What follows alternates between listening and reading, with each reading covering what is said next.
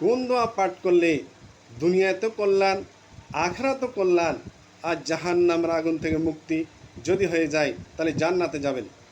তাহলে যে দোয়া পাঠ করবেন, এটা পবিত্র কোরআন থেকে বলছি, আল্লাহ আমাদেরকে জানিয়ে দিলেন তোমরা সব সময় এই দোয়াটা করো, এই দোয়াটা পড়ো, এই আয়াতটা পড়ো।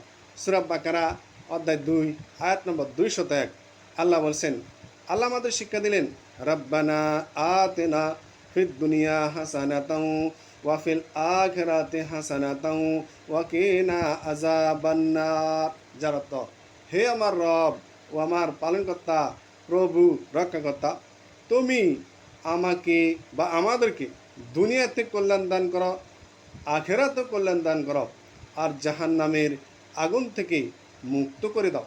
কি সুন্দর কথা আল্লাহ শিক্ষা দিলেন। আর নবীজি মুহাম্মদ সাল্লাল্লাহু আলাইহি সাল্লামকে ওহী নাজিল করে বললেন, হে নবী, আপনি তাদেরকে বলেন তারা যেন এই দোয়াটা করে। যেমন হজরতে আদম আলাইসাল্লাম আর হাওয়া আলাইসাল্লাম যখন পথভ্রষ্ট হলো, জান্নাত থেকে বাইর করে দেওয়া হলো, তখন তাদেরকে বললেন তোমরা এই দোয়া পড়ো। তখন তারা বলল, কলা রব্বানা আতনা ফিদ দুনিয়া হাসানা ওয়া ফিল আখিরাতি হাসানা ওয়া কিনা আযাবান্নার।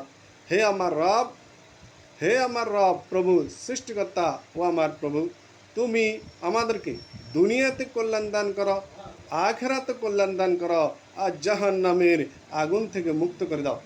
আর সে দোয়াটা আল্লাহ সুবহানাহু ওয়া তাআলা যে সমগ্র মানব জাতির জন্য এই পবিত্র কোরআনে এন্টার্ট করে দিলেন, রিভেলিউশন করে দিলেন, তাই আপনারা দোয়া করবেন আল্লাহর কাছে দুনিয়াতে কল্যাণ, আখিরাতে কল্যাণ, দুনিয়াতে মঙ্গল, আখিরাতে মঙ্গল, আর জাহান্নামের আগুন থেকে মুক্তি। যে ব্যক্তি জাহান্নামের আগুন থেকে মুক্তি পাবে তাহলে তো সে জান্নাতে যাবে।